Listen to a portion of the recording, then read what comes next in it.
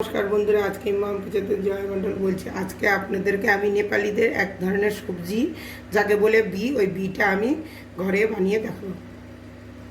এরকম এখানে এক পোয়া বি আছে, আমি এইভাবে পাতলা পাতলা করে কেটে নিয়েছি। এখানে ডল্লো বসুনি 2টা আছে, কাঁচা লঙ্কা, টমেটোর, পেঁয়াজ, এখানে আদা রসুন, এটা আমি থেতো করে নিব। আর এটা একটু তিতা হয়। গরম হয়ে গেছে, অল্প একটু পাঁচফোড়ন দিব, কাঁচা লঙ্কা একটু ঝাল করে খাবো, ঝাল করে বাটা খাবো। পেঁয়াজ কুচি দিয়ে দিলাম, টমেটোর কুচি দিয়ে দিলাম,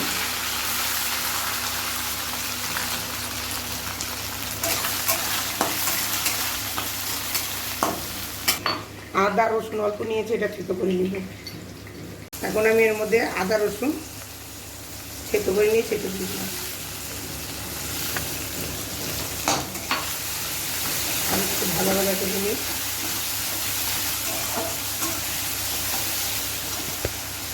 সব ভাজা ভাজা হয়ে গেছে, এখন আমি এই বিগুলো দিয়ে দিব।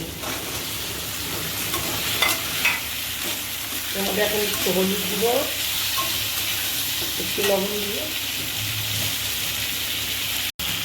অল্প একটু লবণ দিলাম,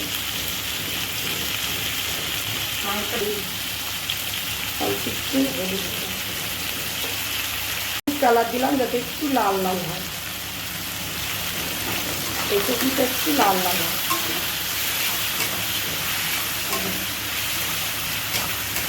এখন আমি হালকা ইট দিব, একদম হালকা ইট দিয়ে এটাকে বানাবো, ঢেকে দেওয়ার জন্য। ঢাকনাটা উঠাই দেখবো, দেখুন কি সুন্দর নরম হয়ে গেছে।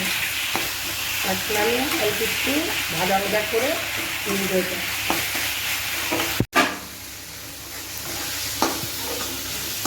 বি রান্না আমার হয়ে গেছে। দেখুন কি সুন্দর নরম হয়েছে, এইভাবেই বানায় নেপালিরা। বানানো হয়ে গেছে, এখন আমি গ্যাস বন্ধ করি। আমার ভিডিওটা পছন্দ হইলে লাইক, শেয়ার, সাবস্ক্রাইব করবেন।